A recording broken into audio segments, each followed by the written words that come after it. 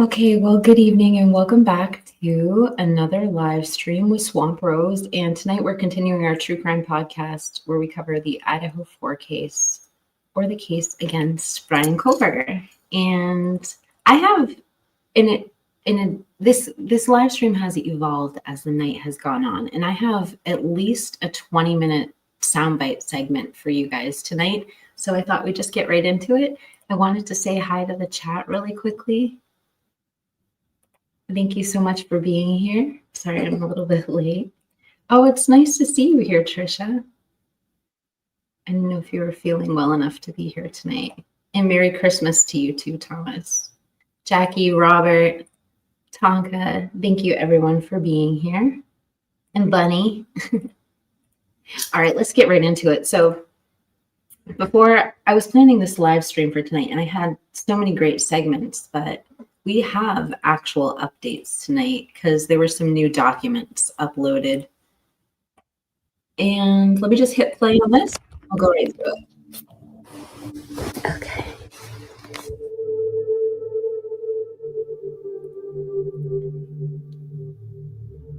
Okay. So we'll stop here. So, oops, I went one slide too far. Hold on. Okay. So these are some of the things. Let me actually take myself off the screen here. So I was looking at this before. Hey. Okay.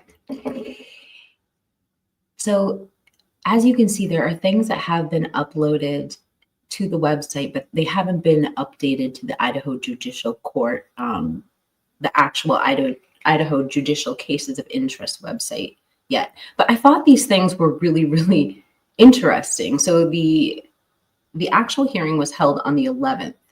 And so you can see the court minutes here is the first entry. Then we have the 20th supplemental request for discovery, which we already knew about. Then we come down here and we see stipulation motion, seal states motion to extend contact orders. And that was for a witness. And then let me keep playing here. We have these no contact orders. And I wonder what that's all about. Oops, hold on. Oh God, my phone just lit up. I hope I'm not muted.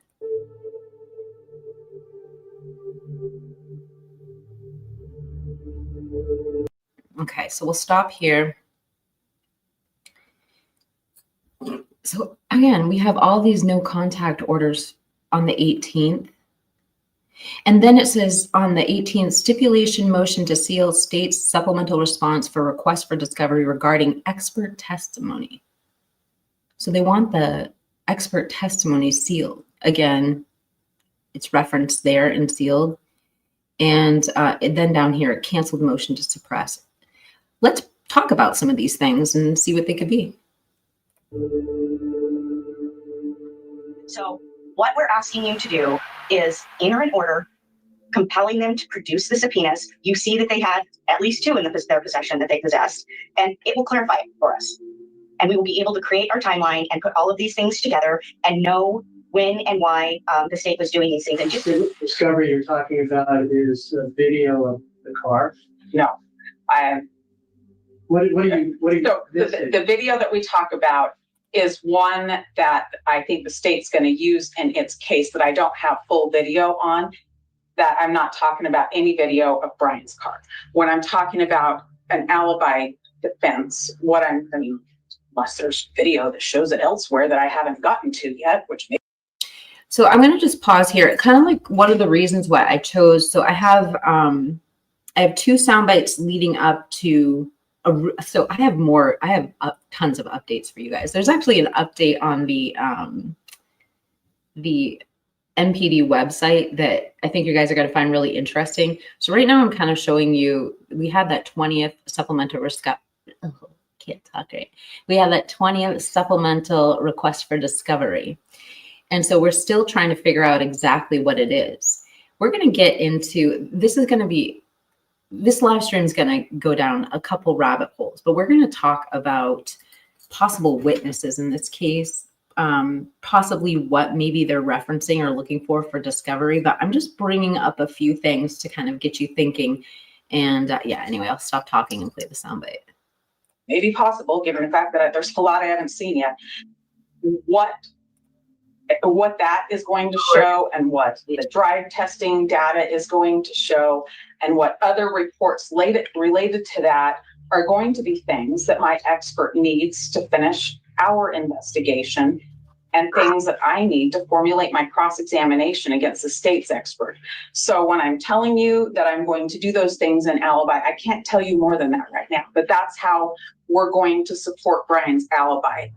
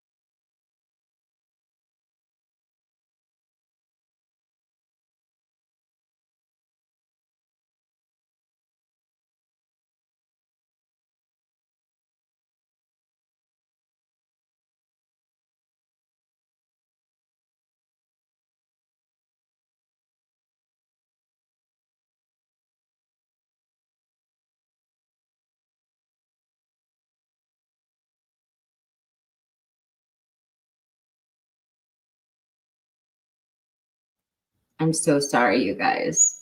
What I was saying, what I was trying to tell you is, so Angel was doing a deep dive. I was putting this into context for you. So when we go onto the MPD website, we've noticed for a while that the full roster of police hasn't been there. And when it was there was only like 3 officers for about a month. And what's interesting is Angel was doing a deep dive earlier today, and she noticed Corporal Payne was not only taken off the website, but he was also taken off of the Facebook page. And I think this is really interesting, seeing how we're about to have a bunch of documents uploaded, and he's the lead investigator in this case. So let's just read what she had to say. So she says, she goes on to say, oh, okay, a bit of a strange one, but all trace of Brett Payne has been removed from MPD Facebook page for some reason, unless my eyes are deceiving me. I went looking for something specific, and I know I'd seen it under one of the pics, but I can't find it, and for some reason, I can't find the screenshots either.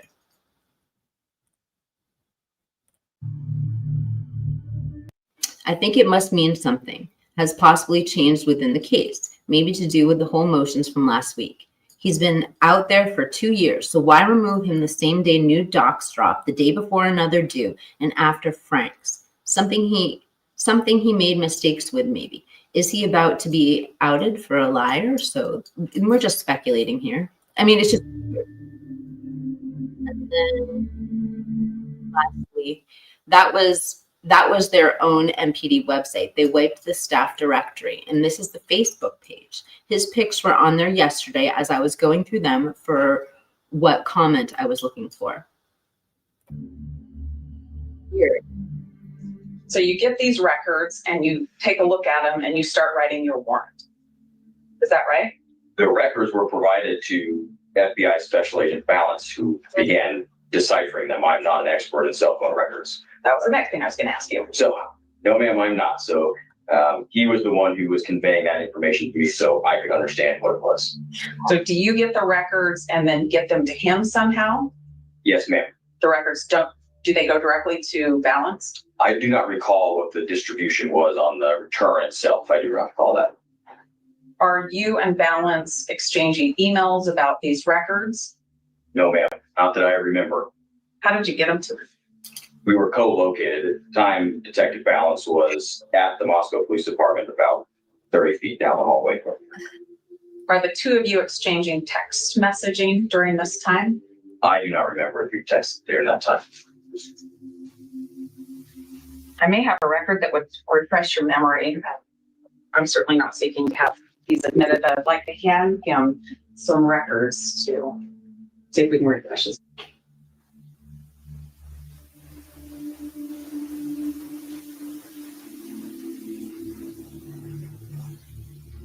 Do you recognize what's been placed in front of you? No, ma'am, I do not. I just want to pause here. What you're looking at, one of the many like perplexing things that I've talked about in this case, but pointed out to me by my mods, is in this PCA, you can see there's what appears to be a typo or something intentional, or maybe it's part of the evidence, but there's clearly two numbers that are referenced in the PCA. So I'm just showing a picture of that before we hear exactly what the rebuttal was against Payne. So this is just in response to those comments that Angel found. About cell phone records and cell phone records today being produced on warrants. Well, there were several sets of cell phone records that were produced pursuant to a grand jury subpoena. Still not clear to us why warrant versus subpoena, and they're different providers. And some of it's for phone numbers that we have to figure out who those phone numbers are. But all of this information is critical and material for us to be able to do the case. And that's where Cy came in.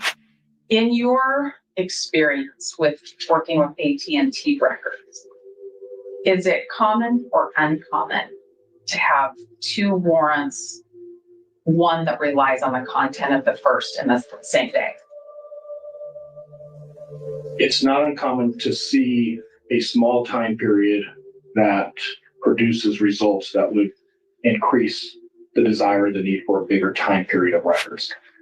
Seeing that entire process happen twice in the same day is extremely rare. And looking at what's been produced, probably 2 or 3% is missing, but it's not the amount of data or the time of the data, it's the locations of the data. Some of the most significant locations in this case we're missing some data. Those significant locations, have they been depicted or captured on the cast draft report? They have. When we don't get those documents and we piecemeal things, it creates this narrative that is very harmful for the defense's case. As I've got more documents, I'm finding it's not harmful for the defense's case. There's a lot of misstatements that have been made. So yes, to your question, to date, it is very helpful for Mr. Koberger. I reserve the right to change that opinion in 6 months, depending on what type of documents are released and what's out there.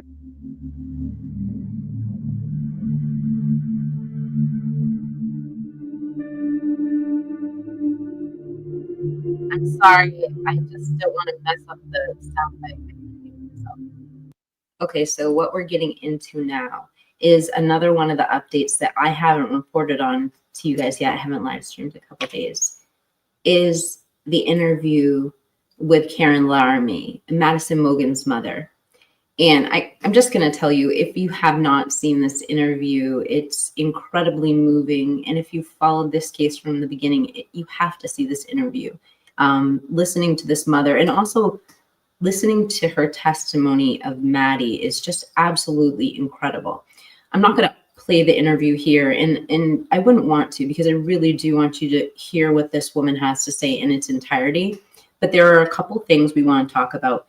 There were a few things with body language that several people picked up on in Discord, and I want to just show them to you and see what you think.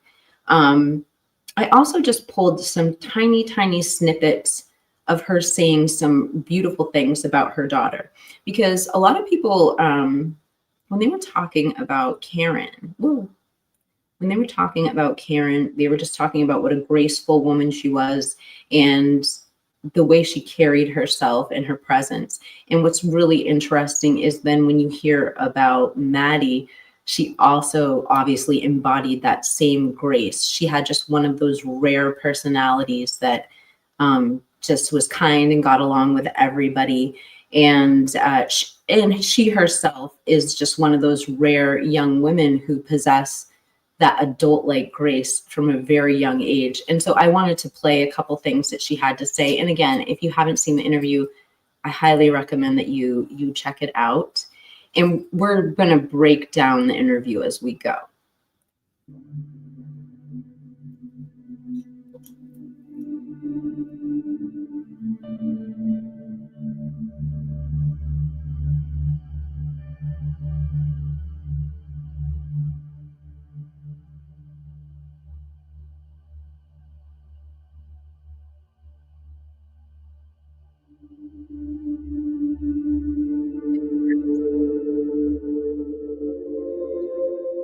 Well, Karen Laramie is with us this morning. It's about memories and love.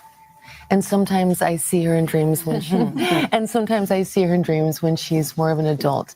And it's always about hugs and appreciation and memories and love.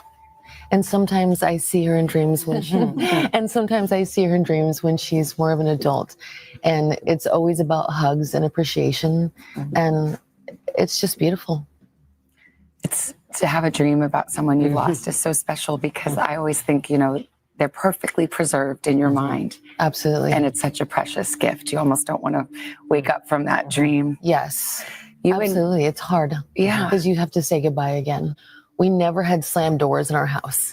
Madison was a great baby. I'm not going to say was. Madison is absolutely amazing and always has been. She was just a joy. Well, you describe her kindness as beyond. Yes. It's like everywhere she went, she brought light. I'm like, you're just so kind to everybody. Like, did we really ingrain that in you? No. Like, that's amazing. This Made with Kindness Foundation, which we want to talk about.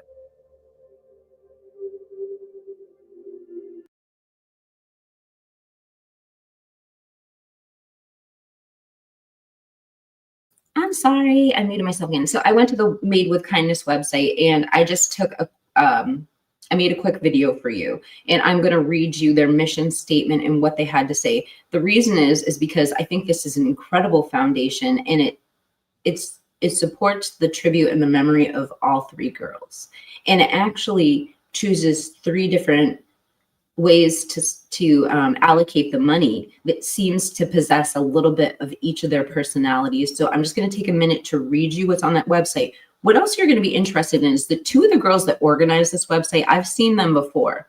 I remember when Kaylee had her, I don't know what to call it, tribute website or like foundation website.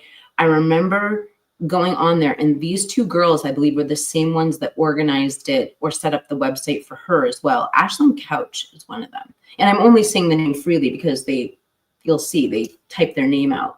And I just thought that's interesting. Maybe these girls are helping. And a lot of the programs, I'm not going to get into the events, but they're very similar to what Kaylee's had. Kaylee had there was like some sort of formal ball. There was like a golf tournament, things like that. So let me go ahead and talk to you about this. I'm going to just read you the mission. Our mission. The Made with Kindness Foundation is a nonprofit organization that stands as an overreaching beacon of hope, created in remembrance and honor of Madison Mogen, Kaylee Gonzalez, and Xana Picoto. Made with Kindness continues the legacy of Madison, Kaylee, Xana by empowering others to be their best self through self-awareness. We are dedicated to promoting safety, and empowerment amongst college students. Our mission is to partner with colleges and universities to provide scholarship funds, grief, wellness seminars, and comprehensive off-campus safety awareness. Be your best self through self-awareness.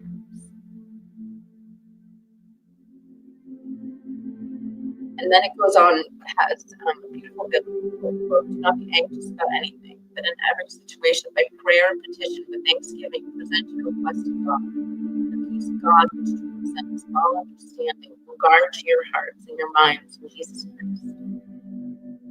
Finally, brothers and sisters, whatever is true, whatever is noble, whatever is right, whatever is pure, whatever is lovely, whatever is admirable, if anything is excellent, praiseworthy, I think about such things. Whatever you have learned or received or heard from me or seen from me, put it into practice. The God of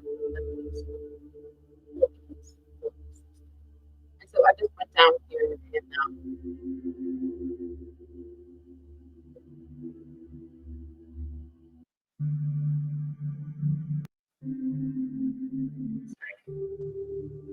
okay, so we go down here, you can see the founders. We have Ashlyn Couch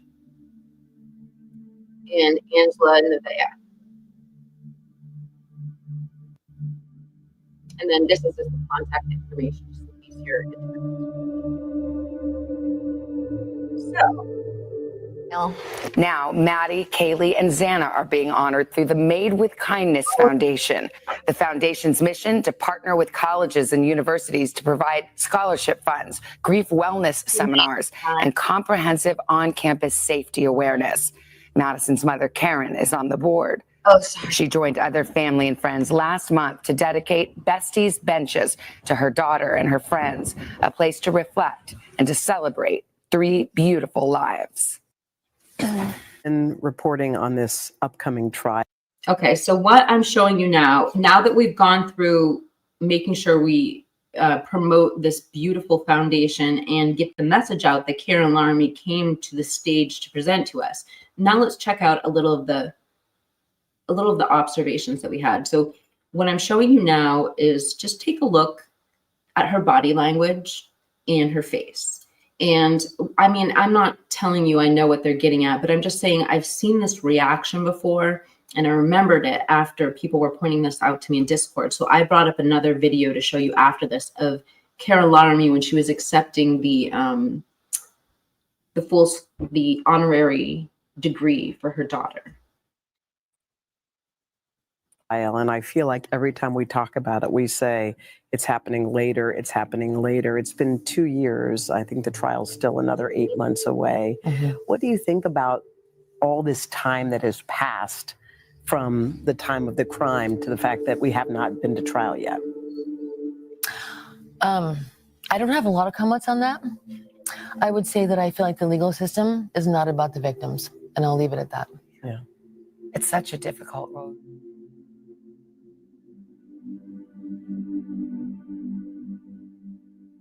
President Green, Madison May Mogen has been recommended by the faculty of the College of Business and Economics to receive a posthumous bachelor's degree. By the virtue of the authority vested in me by the Board of Regents of the University of Idaho, I hereby confer upon Madison May Mogen a posthumous degree earned in testimony whereof her family will receive the diploma of the University of Idaho.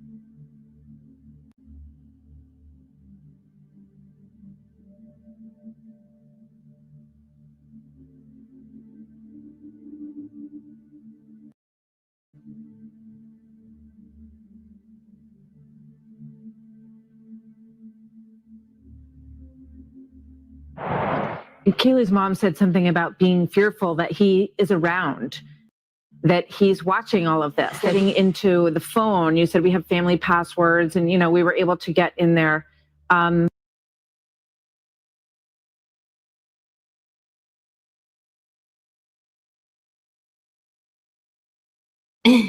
Sorry. So I brought up this soundbite from Steve Gonzalez. It's a very early soundbite. I don't want to say rare, but it's not well circulated. I just have a copy of it. Anyway, he starts getting into some different things about the people and their interactions around them.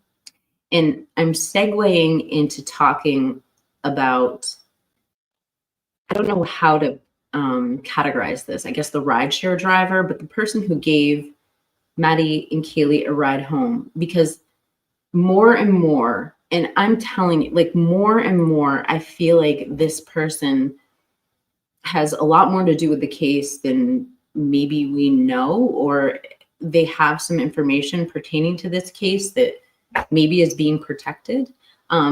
Everything I say is speculation and just my opinion, and I'm just a housewife. I have no idea. But let me pull this up for you and let's get right into it.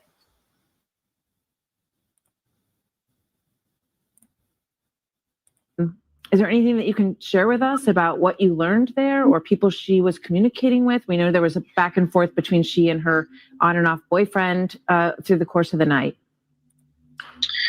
There was a little there was some information. We were able to get that to the police officers. I think it definitely helped them. I know the behavior footprint afterwards, it did definitely get some more things in the works. I do have some inkling that there was some behavior difference. I call them a footprint. When you commit a crime, you do different behaviors. I've asked permission to give any of that out, and they told me no, it would not be beneficial. So I've held back on that, and I tried to keep my word. I'm sorry, behavior of her or someone she knew? Behavior of the victims. That things happened in a certain way. If we are able to look at the timeline and say, we know that the state knew this when, that gives us an answer on whether or not the suppression issue includes a truthful statement in the affidavit. Okay. So this is where things get so, this is where things, I don't know where, there's so many aspects that are complete. We have no idea what they are and if they're related to each other. So right now we're talking about, we're going to hear this is like 10 seconds. We're going to hear about the 71 federal subpoenas. The federal grand jury that convened. Federal grand juries do not convene for state matters. This is a federal matter. And there were 71 subpoenas. And what Massoff is saying in this clip is we need copies of those subpoenas so we can create our timeline. And then I'm going to pull up a clip, a short that I saw that was put out today with somebody who pointed out that we still don't quite know how they got to Brian. And I think that this is what she's getting at. We're going to go, it's going to be kind of a mixture of a potpourri of different clips, but I think you really get to the point. And then once we're done with this clip, Tanka helped me put together a segment to talk about the rideshare driver, because you're going to see there's so much there. This is like cloud and mystery. And I wonder, could this person be something more? Could they be a witness? And you'll find out why I say that in a second. Let's get into it. One.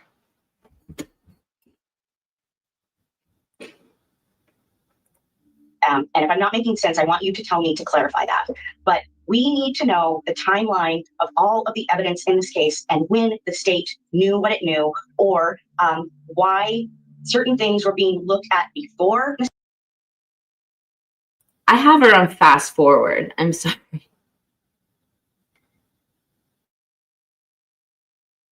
Mr. Koberger's arrest, or well into late in the year in 2023 related to the victims, and try to piece together, is that something that the state is still seeking because they're pursuing the alternate suspects that exist in this case? There's so many things that we're trying to understand. The state's path.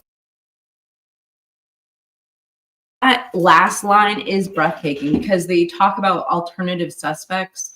And the only other time I heard something similar to that was in that second supplemental request for discovery that the defense put out in the beginning of the case, where they're like, oh, we're looking for any information on co-defendant. And we all thought it was like verbiage to suss out the IGG, but it just makes you think. Just keep listening, you guys. It gets a little deeper. Pathway to their prime suspect. How did law enforcement factually first arrive at and decide on the name Brian Koberger? Was it the IGG, the white Elantra, or could it actually have been an informant? Roll the tape. I want us to have a clear picture, and the clear picture that I'm concerned about is the state's pathway of how Brian Koberger comes to their attention and is identified. I've read that PC affidavit over and over and over again, and I'm not sure. Over a year into this case and everything I've read, and I've spoken with our team, we're not sure how the state decides on Brian Koberger. I know different pieces, but I don't know where they fit together. And the more work I do, the less I know about how they fit together.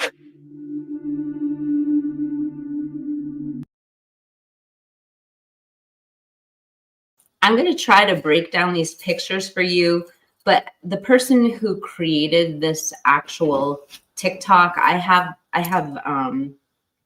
kind of edited it, but I have the actual TikTok and we'll play it afterwards. I don't have TikTok, so I don't have like a link for you guys, but anyway, we'll give her credit. I've played a few of her TikToks in the past, and this particular true crimer just started very early on documenting things. And these are some of the anomalies that she saw when it came to the rideshare driver. So we're going to start here. We've got this. These are all official MSM reporting of the person who gave Kaylee and Maddie a ride home that night. So we have an Uber driver in this one. Next, we have the cabbie. And these are all of MSN. Then we had a taxi. And then this one is another taxi driver. And we can see this one was published on December 4th. I mean, this one was on X, and we have an actual name here. It's just so weird. Taxi driver chauffeured. Then a man, that was a woman. And then a man called and confessed that he was the driver. So weird. And then here we have a Lyft driver who's a man. So you see where this is getting confusing?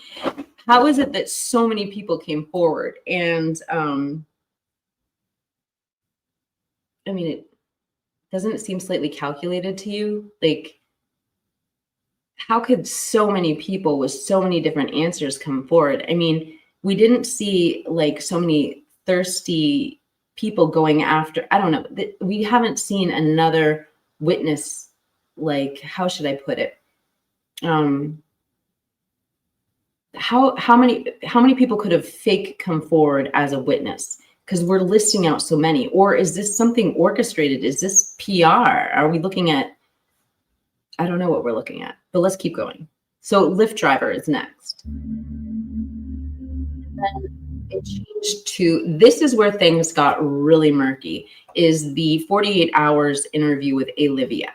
Because Olivia changes everything, because she changes it from being a male to a female. And she states that, she not only states that, she states it multiple times, and she doesn't go back and correct herself.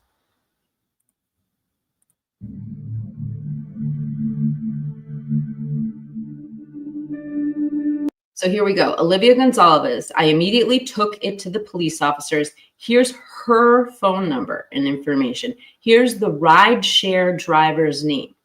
So we've gone from cabbie to Lyft to ride share, chauffeur, but it's changed from male to female as well. I mean, officially, we have this name of this guy who's friends of the family. I think it was Eric Gower or Grauer. It was spelled two different ways. But what's interesting is this guy actually also claimed he reported BK, and he lived like something like 1,200 feet from him.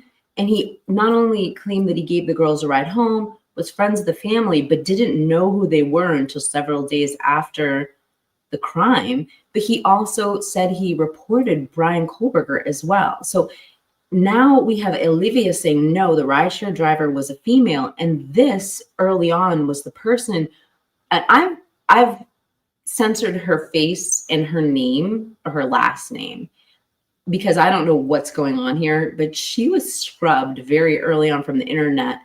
And she was basically confirmed. She's at least confirmed to have given the girls rides in the past, but it's just interesting. Her information has all been taken down. And then right after this, you're going to hear the TikTok.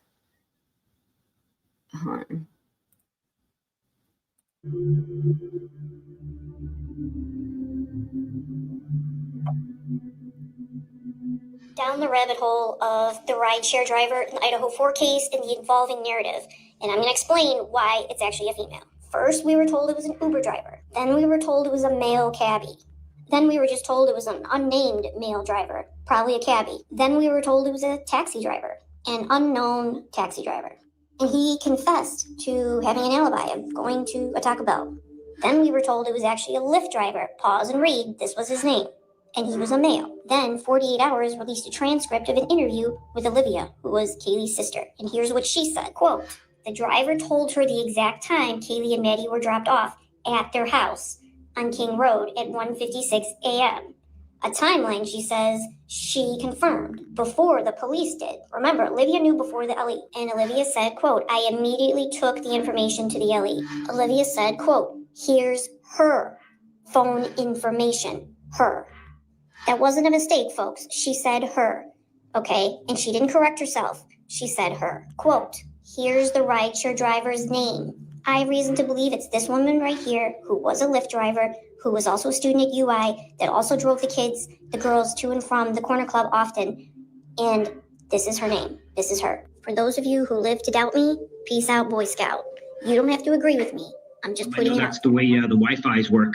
So this individual could have came into these homes and partied and done things, and that data can be captured. I want this guy to be fair. I want him to be scared. I don't want him to be confident. I want him to be sick of seeing my face. And I'm not going nowhere until this guy's off the streets.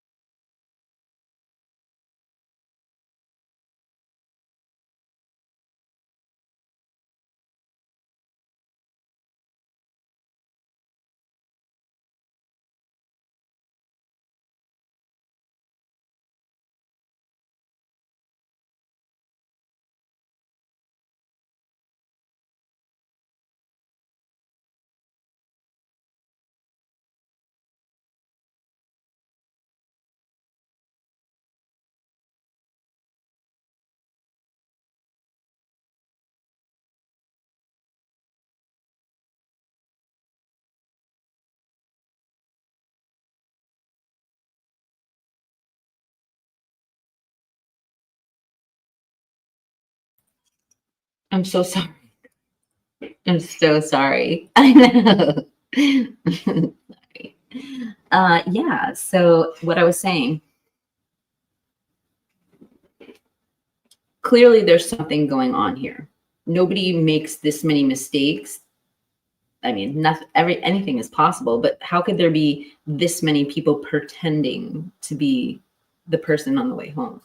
Or could it be, I don't know, I'm trying to play devil's advocate here. Could it be that they were just going through all the possibilities in the beginning? Why would this change so much unless they were trying to cover something up? Maybe a witness, maybe somebody saw something. I don't know what's going on. I'd love to know your opinions of this in the chat. So I do have a few comments that I starred. Hold on. All right, so first one, we're gonna get to that in a second. I'll leave a star on that. Do I like cats? This is the first question I'm gonna answer. I do. I like cats a lot. I don't have any, but I want one. I particularly want, have you guys ever seen, I love them, they're so cute. Have you ever seen a Devon Rex? Oh my gosh, they are so cute. The Devon Rex and the Sphinx cats are my favorite.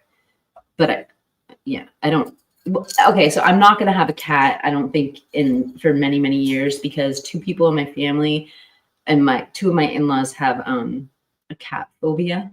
So I won't do that to them because I want them to come over. Anyway, next question from AR. Hey y'all, I wanted to read this.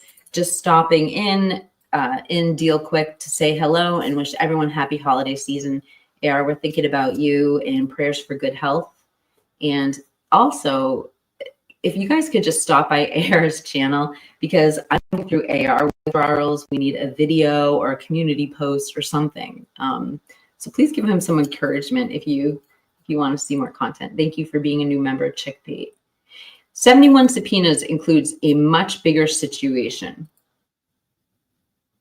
I'll just throw it out there. I mean, we've really looked at, could Brian Koberger have done some other job? Could he be moonlighting doing something else?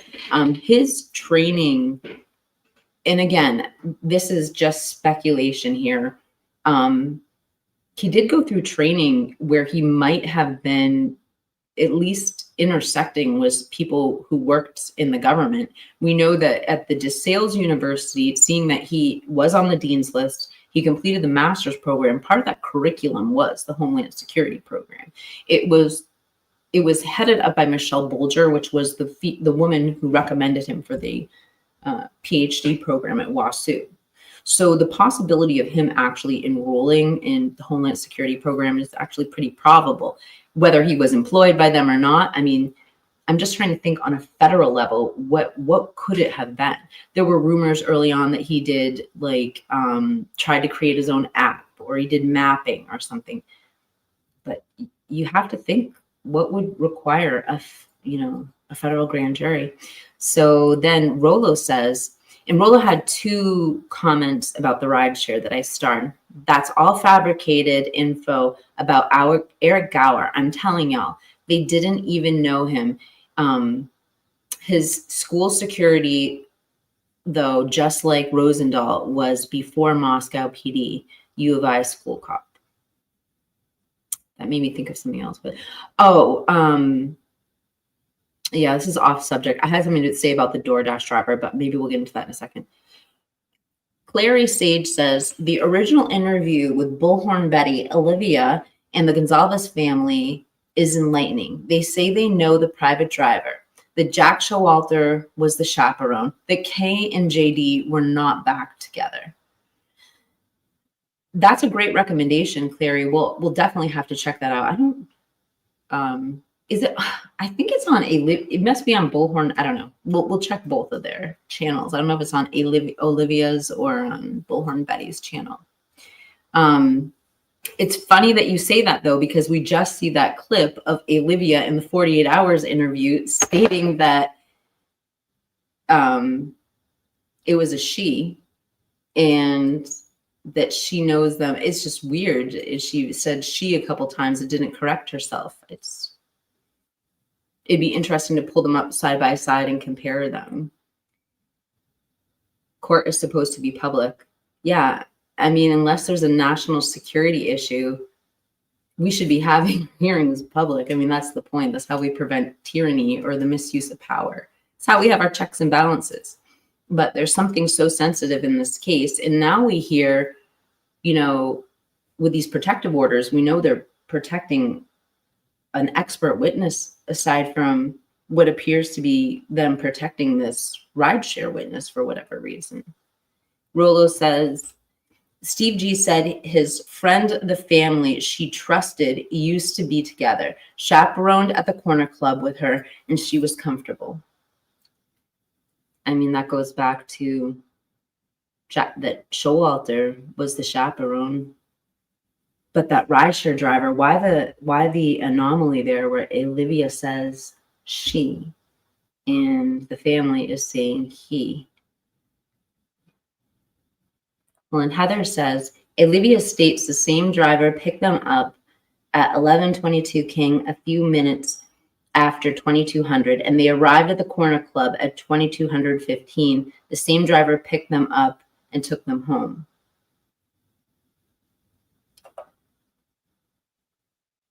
Oh my God, we have 46 new comments. Part of the Constitution. Yeah, the gender swap is extremely suspicious. And we haven't even gotten into the fact that we're going into this time. It's because I haven't pulled up the timeline yet, and maybe I'll get into it in my next video. But the DoorDash delivery where they got it from closes at 2 a.m. And I think it was michigirl who brought this to Discord. I'll have to look. I will when I make the video. But the restaurant closes at 2 a.m. and then you have to place your order by 2 a.m. to get one that when it reopens at 4. So that's kind of weird, right? And yeah, I have a couple more things to say about the DoorDash driver that I'm not going to bring up here. Hey, Toes. Hey, Viviana.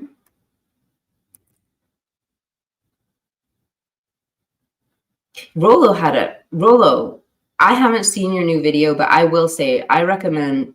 Rollo had a video about Papa Rogers, and I mean, I can't even remember what the second half of the video was about, but I agreed with all of his takes on Papa Rogers. He did such a great job on that video. So please, I did share it in my community tab. I shared Bubbly's post about it. Speaking of Bubbly, that was really all I was going to show you guys tonight. Hold on. Richelle says, if you saw the naked professor, then you heard what they did to the kid that called and said he gave them evidence. He said they ruined his life and got threats and arrested. I hope he can prove that. You know what I mean? Like, it's terrible. And hopefully, you know, he can show that. And I mean, change doesn't happen until people speak up.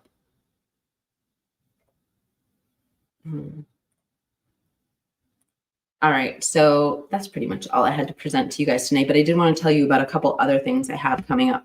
So the first one is, if you guys remember MichaelAddarioPhotography, Michael Addario has a wonderful YouTube channel, and he's the creator behind the Blow Up Moscow, Idaho series, which is absolutely incredible. He's a professional videographer, but he advocates for victims. So he's done things on Sharon Tate's sister all the way up to the Idaho4. And anyway, one of his credentials happens to be that he's a licensed drone operator, like a professional drone operator who uses this in creating his movies. And so yesterday, or a couple days ago, when I made the drone video, we got into contact again. And he is really excited to come on the show and talk about the drone phenomenon that's going on right now in the US. My conversation with him was absolutely incredible. You guys, not only does he have theories that you've never heard, including theories that might explain what they're talking about when it comes to radioactive activity. He has had the most intelligent take on this that I've heard. I'm so excited to bring it to you. He also knows how to analyze drone footage. And we have several different videos that I want to show you. One of them, I don't know if Bubbly's watching, but Bubbly saw a video in my drone footage that she said gave her chills. So I picked that one, and I have about 4 or 5 other segments that I'm going to have him analyze and break down. So not only does he have the drone experience, but he has the eye. So he's a trained photographer, and he understands the way that optical illusions work. So for instance, you know, like he told me, if you're looking down like a bridge and you see all the bridge posts, obviously the ones close to you look large, the ones away from you look small. That's an optical illusion that your eyes have to show you depth. So he explains how we can look at drones and what we're looking at and how to look at them. He might even prepare a special video to show us what his drone looks like in the air, because he uses strobe lights on his drone even in the daytime. It helps him locate it better. And even more exciting, when we talk about the drones, you guys, I literally have drone footage that has never been released on the internet. I'm just pulling up Discord really quickly. So Richelle, one of my awesome subscribers, sent me photos and videos of an unknown mystery drone over her house. And I'm not only going to release that for the first time on the internet, but we're also going to have Michael Addario analyze it and tell us what he thinks it is. So it's going to be a really interesting show. I feel like I'm forgetting a bunch of the things I was going to tell you. And then to top it all off, after we're done with our conversation, it pretty much trailed back to Idaho4. And I actually took some notes. He had, because I don't know if you remember when he was on my show, he talked a ton about the stingrays. So cell phone interceptors and how that might have played a role in different things, possibly why there was no distress call, or possibly a reason for a lawsuit, because we know some of the parents have reserved the right to sue the university or the town if there was any wrongful, if there was any cause of wrongful death or safety issues by the city, any mistakes made by the city or the university, they reserved that right. The stingrays, the cell phone interceptors, are just theories that he's put out there. But when we were talking last night, he brought up some incredible examples of different things going on. And he talked about the Quad City Task Force. He talked about the evolution of different, I'm just looking at I don't want to get into I don't want to say too much, but he got into how the evolution of different criminal organizations in that particular area evolved. And they evolved from D's that start with the letter M to D's that start with the letter O to D's that start with the letter F. And he went through it all. He also talked a lot about the fraternities and some of the things that have been found in the fraternities. It was just a fascinating conversation regarding the culture surrounding that area. And I said, you know what, why don't we book the drone show, and we'll also get you on for, we'll also get you on so that you can talk about Idaho4, because he just has more insight. And he says he has, if you want to know more about it, he did a video called the Fetty Bros.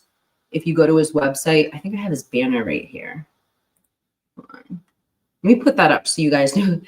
For those who don't know who I'm talking about, you can go visit his website and check out his work. I'd play one of his videos, but I'd get here it is. So he did a video called the Fetty Bros that came out maybe like a month or two ago. And that's kind of what he was touching base with me about last night. And then lastly, the last thing I wanted to share with you guys regarding true crime. Gotta find it here. Okay. So I've told some of you guys that I would never cover another case besides the Idaho4, because I'm not your traditional true crimer. I've been on YouTube. Well, technically I've had my channel for 10 years, but I've really only been on YouTube like 3 years because I made all my videos private for like 5 years. I had like a 1 or 2 year stint on YouTube before I went private. So I'm not necessarily like a true crimer. And I figure after I'm done with Brian Koberger, I'll probably move on to other things. And I haven't considered taking on other true crime cases, but another creator who has more experience in true crime than me has brought it up several times that they've mentioned that my viewers would really appreciate if I talked about the Luigi Mangioni case. Now, I don't know how deeply I will cover this case, but I actually asked his permission if I could read to you what he said was unique about this case, because the person who told it to me is someone I know my viewers love, and that's UnfilteredLucky. And so this is what Lucky says is unique about the case and why he said I should probably talk about it to my viewers a little bit. So I don't want to read you this whole thing. So these are some of the unique things about the case. It's unique because he had all of the evidence on him. He was carrying the weapon, fake IDs, and who knows what else. But there's something weird about that. Neither him nor his family had United Healthcare, supposedly. He came from a lot of money, and he had $10,000 on him. And when he was arrested, that was when he was arrested. So it wasn't about money, or not being able to pay his medical bills. And I still don't think that people in the picture are the same. I mean, he's talking about the two different people we saw in those photos, and I'll get into that in a second. I mean,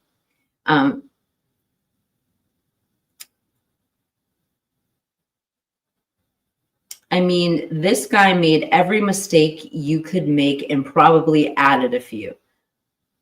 But he was a master of disguise, and he had multiple jackets, hats, shoes, and backpacks. That's a good point.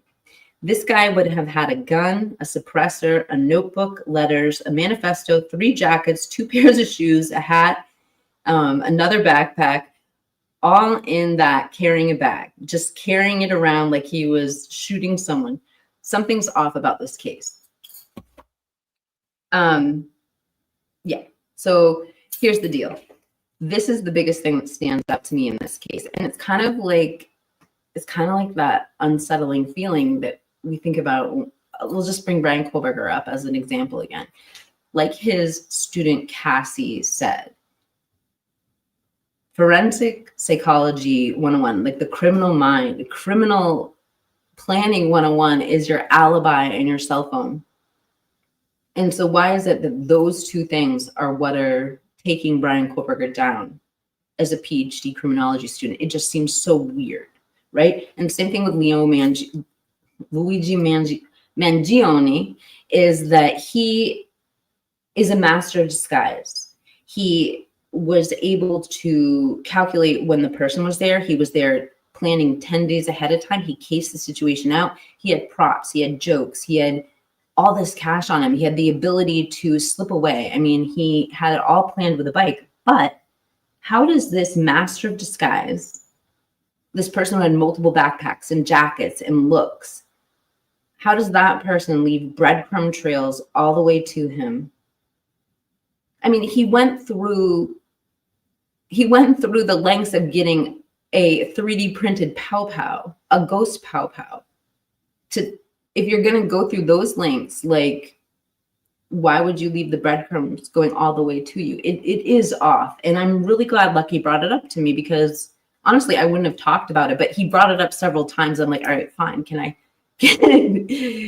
I asked him if I could read that to you, because I thought it was so insightful and well said. So that's basically it. All I had for you tonight. I'll just take it to the chat really quickly. Hold on. Unfiltered Lucky is awesome AF. I agree. You should cover that one. Thank you, Lucky. And Chickbait says, turning over every stone, glad I have met you and I want Spokane my field trip. I don't know. Wait, hold on. I heard other wild things about, there are some, I don't even want to get into the speculation because I wasn't prepared to, but honestly, I was reading in Discord, there are just some weird things about the family as well, but wait, could be bullets, the blanks, and the fake assignment, 30 million a year. Hold on. Oh, watch it, Truth Exposed. You're gonna get put in timeout if you talk shit about Lucky. I mean, like, I'm putting you in timeout. Sorry. That's for Lucky. You'll be back. It's only like a 5-minute timeout.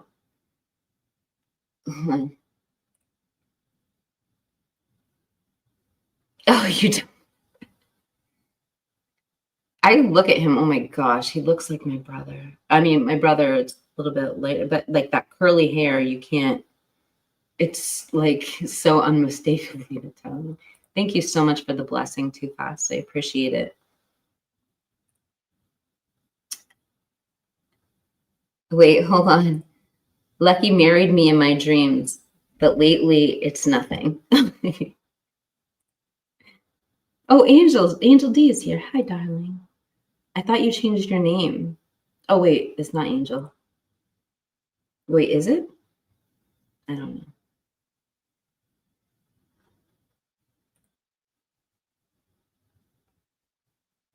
All right, well, that's all I had for tonight. I hope you guys have a great night. I hope you got some value from this live stream. And I had so many people contribute. I'm going to try my best to not only link everyone down below, but make this into some shorter videos and give everybody credit. So thank you to my Discord.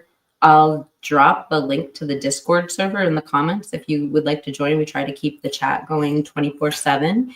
And yeah, thank you so much for showing up. I hope you guys have a blessed evening. Merry Christmas, and I'll see you guys tomorrow.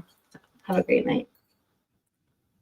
And I think Kane is live, so head over to Kane's live stream after this. Kane Be the Purge.